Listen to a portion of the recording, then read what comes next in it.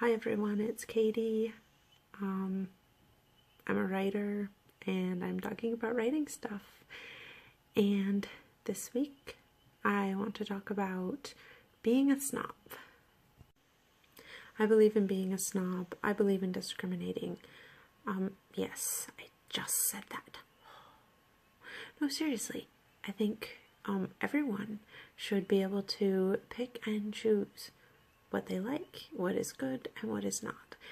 And since I happen to believe that there are some more or less objective rules as to what is good and what is not, that actually being a snob is just another way of saying I have good taste.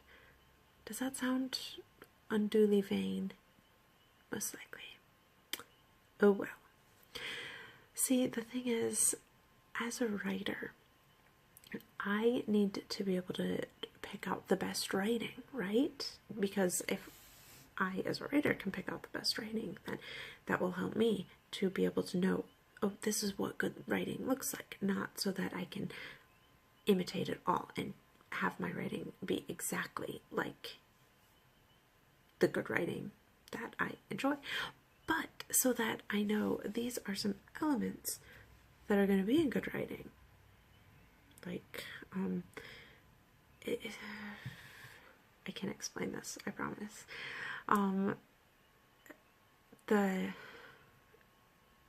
You know how some people say, oh, well, you know, in writing it's art, so you can just break all the rules.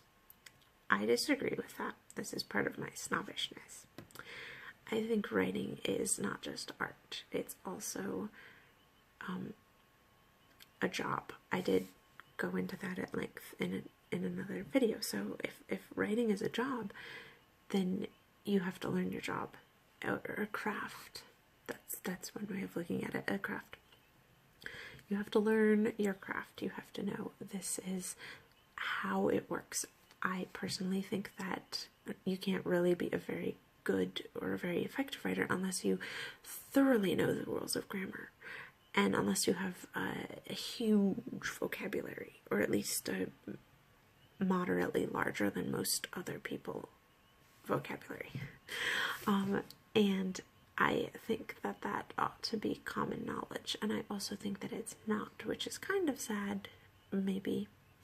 The thing is, you should be able to know grammar inside and out, because when you know grammar inside and out, it ceases to become something you rely on. Like, oh, I have to check all of my sentences to make sure that they're grammatically correct, and then it becomes, this is how the language works, and so now I can tweak it, I can play around with it, and I can use it to my own advantage.